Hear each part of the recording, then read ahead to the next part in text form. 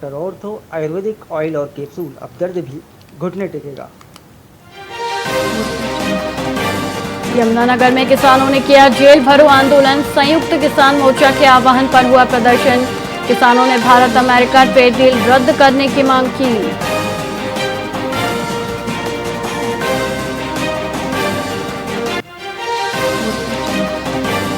बिजली कर्मचारियों की हड़ताल टालने के लिए सरकार के प्रयास तेज। हरियाणा सरकार ने यूनियन नेताओं से वार्ता शुरू की। मंत्री अनिल विज के कार्यालय में हो रही बैठक।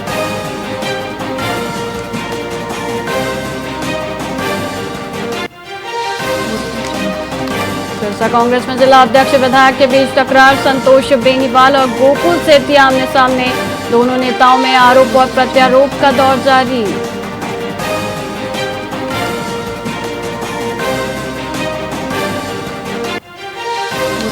कुरुक्षेत्र में राज्य स्तरीय तिरंगा यात्रा। सीएम नायब सिंह सैनी करेंगे यात्रा का शुभारंभ। हर घर तिरंगा अभियान के तहत होगा आयोजन।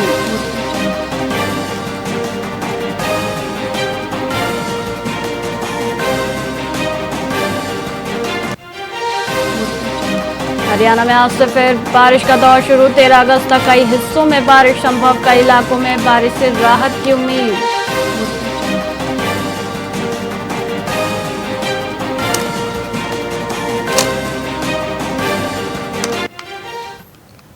नमस्कार, आप देख रहे हैं वीआईपी न्यूज और मैं हूं आपके साथ वैशाली श्रीवास्तव। आइए रुक करते हैं खबरों की ओर।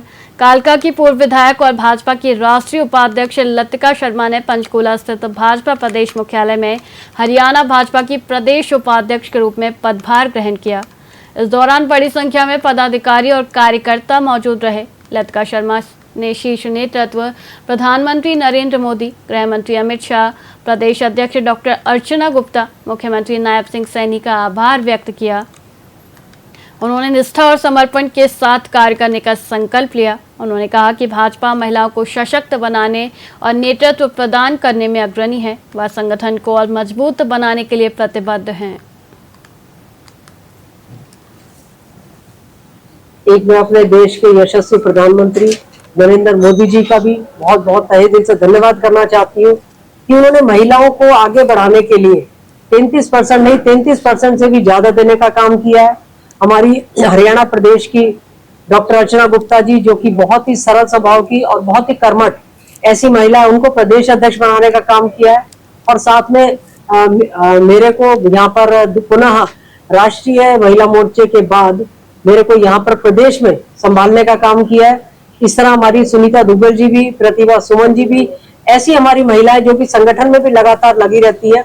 मैं तहे दिल से उनका धन्यवाद करूंगी कि सरकार संगठन दोनों में महिलाओं को हमारे को बराबर का देने काम किया है। और मैं सभी प्रदेशवासियों को शिवरात्रि के इस सावन के पावन अवसर पर शिवरात्रि की बहुत बहुत बधाई देती हूँ। एक मैं अपने देश के यशस्वी प्रधान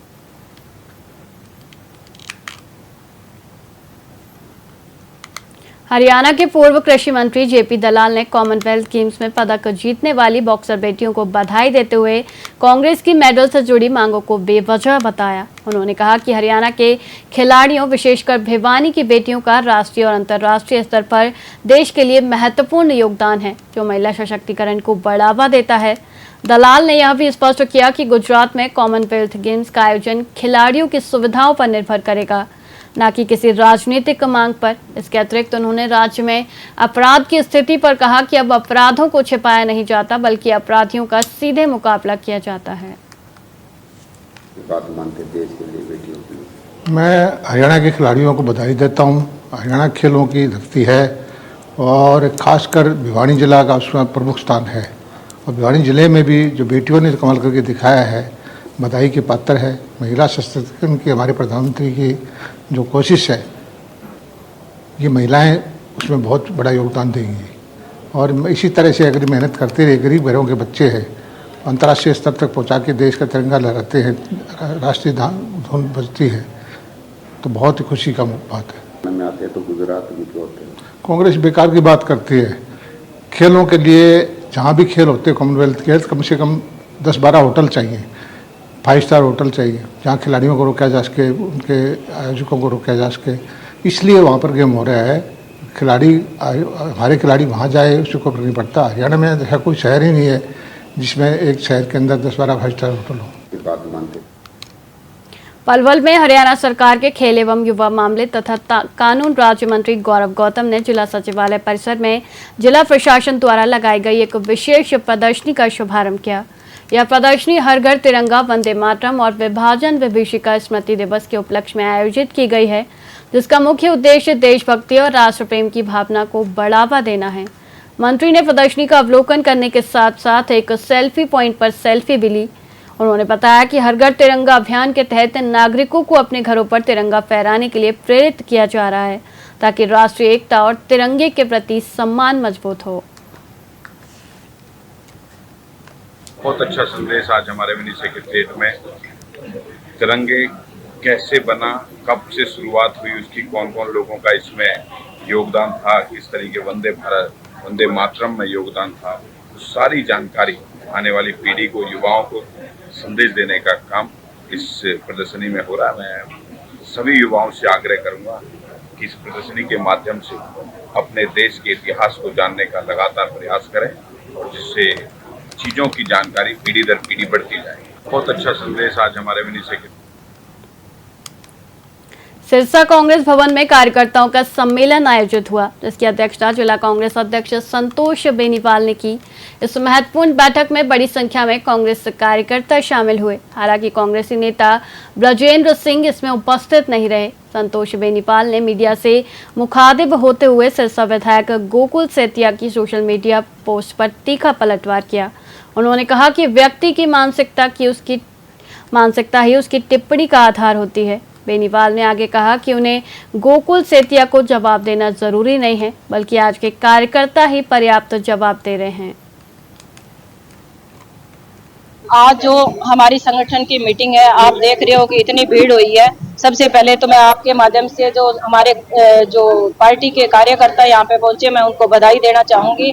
और इसके साथ साथ आज हमारा जो पार्टी का प्रोग्राम आया हुआ था कि भारत छोड़ो आंदोलन की बरसगांठ थी, वो भी हमने बड़ी धूमधाम से मनाई है। हमारे जो पार्टी के जिन्होंने संघर्ष किया है उनको श्रद्धा सुमन भी अर्पित किया है। और उसी के साथ हम आज तिरंगा यात्रा भी निकाल रहे हैं और एक मैसेज दे रहे हैं लोगों को कि हमारा जो मकसद है वो संगठन को मजबूत करना है। इसी संगठन को लेके हम लोगों के बीच में जा रहे हैं और बूथ स्तर पर इस संगठन को उतारने का काम कर रहे हैं। आज जो हमारी संगठन की मीटिंग है, आप देख रहे हो कि इतनी भीड़ हुई है। सबसे पहले तो मैं आपके माध्यम से जो हमारे हरियाणा के पेहोवा में स्थित संगमेश्वर महादेव मंदिर अरुणाई में श्रावण शिवरात्रि का पर्व आज उत्साह के साथ मनाया जा रहा है। मंदिर प्रबंधन में 3 लाख से अधिक श्रद्धालुओं के आगमन की उम्मीद के मद्देनजर सभी तैयारियां पूरी कर ली हैं। कांवड़ियों ने बीती रात 12 बजे से ही जलाभिषेक शुरू कर दिया था, जो 11 अगस्त को पूरे दिन जारी रहेगा। श्रद्धालुओं की सुविधा के लिए झूले, पार्किंग और भोजन की विशेष व्यवस्था की गई है। मंदिर में 35,000 लीटर गंगा जल की उपलब्धता भी सुनिश्चित की गई, ताकि हरिद्वार से गंगा जल न ला पाने वाले भक्त की पूजा कर सकें। महाकाल उज्जैन की तर्ज पर भोलेनाथ का भस्माभिषेक भी किया गया, जिसने श्रद्धालुओं को विशेष आनंदित किया।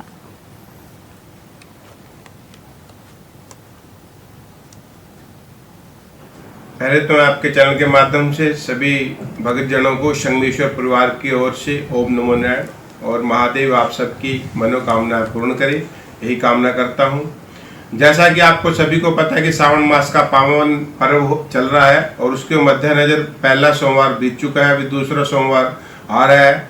सबसे बड़ी बात है कि अब की बार सावन के अंदर दोनों नाग पंचमी, महीने में 2 नाग पंचमी आती है, दोनों सोमवार को आ रही है। उसके साथ जो महाशिवरात्रि पर्व है वो भी सोमवार की अर्धरात्रि से शुरू हो जाएगा। सोमवार और मंगलवार 10 तारीख और 11 तारीख को हमारे यहाँ 2 दिन का पर्व रहेगा, जिसमें लाखों की संख्या में लोग आने की संभावना है। पानीपत के मांडी गांव से एक चौंकाने वाली खबर सामने आई है, जहां सुरेंद्र नाम के एक व्यक्ति की बाथरूम में संदिग्ध परिस्थितियों में लाश मिली है। सुरेंद्र हरिद्वार कांवड़ लेने जाने की बात कहकर घर से निकला था, लेकिन कुछ समय बाद ही उसकी मौत की खबर आ गई। घटना की सूचना मिलते ही परिजनों ने तुरंत पुलिस को इसकी जानकारी दी। पुलिस ने मौके पर पहुंचकर जांच शुरू की और शव को पोस्टमार्टम के लिए भेज दिया है। पोस्टमार्टम रिपोर्ट आने के बाद ही मौत के असली कारणों का पता चल पाएगा। पुलिस मामले की गहराई से जांच कर रही है। वो उस घर से तो हरिद्वार के नाका निकला था जी। फिर उधर दुकान के ऊपर बाथरूम करने चढ़ा, उधर पैर स्लिप करके गिर गया, सिर सर लगता ना, वो चक्कर आ गया, उठ नहीं पाया। हमने सोचा भी हरिद्वार जा रहा है। फिर वो तो पड़ोस वाले ने स्मेल स्मूल आई तो उनने पुलिस तक कॉल करी, उनने बताई, फिर तो हमने पता लगा जी। हरिद्वार की हाँ जी, हर साल जाते थे? हाँ, और पिछली बार भी जा रहा था। परिवार में जी मम्मी है, पापा है, हम 2 बड़े भाई हैं, उससे 2, वो सबसे छोटा था। मैं अनमैरिड था जी। ये मंडी गांव रहने वाला है, जोगिंदर पुत्र सुरेंद्र गांव मंडी रहने वाला, उम्र करीब 33 वर्ष है इसकी। कल हमारी यार वहां से गुजरी थी सराना फ्लाईओवर के पास से, तो वहाँ दुकान में बताया कि एक आदमी की डेड बॉडी पड़ी हुई है। तो हमारी यार में वहां जाकर देखा था कि मृत अवस्था में पड़ा था। तो हमने इसके वर्ष में बारे पता जो कि जो ये मंडी गांव रहने वाला मिला। इसके भाई था, उसका भाई मौके पर आ गया था, उसके भाई के बयान दर्ज कर लिए। अब उसके पोस्टमार्टम करवा कर अंतिम संस्कार हेतु वाले वर्षन डेड बॉडी की जाएगी और जैसी भी कार्रवाई वैसी अमल में लाई जाएगी। फिर वो कह रहे हैं कि कोई पहले भी चला जाता था ऐसे ही, कहीं घूमने के लिए गया होगा, इस कारण इन्होंने पूछा नहीं, तो वहाँ पड़ा मिला। तो जांच चल रही है, जांच के बाद जैसे भी होगा ना वैसी कार्रवाई में लाएंगे। फरीदाबाद में क्राइम ब्रांच ने एक बड़ी साजिश का पर्दाफाश करते हुए 3 शातिर बदमाशों को भारी मात्रा में अवैध हथियारों और जिंदा कारतूसों के साथ गिरफ्तार किया है। पुलिस के अनुसार गिरफ्तार मुख्य आरोपी बसंत अपने भाई विमल पर 2020 में हुई फायरिंग का बदला लेना चाहता था। इस हमले में विमल घायल हो गया था। बदला लेने के लिए बसंत ने अपने साथियों आकाश और योगेश के साथ मिलकर दूसरे राज्यों से अवैध हथियार मंगवाए थे और किसी वारदात को अंजाम देने की फिराक में था। पुलिस को मुखबिर से सूचना मिली, जिसके बाद दबिश डालकर तीनों को पकड़ लिया गया।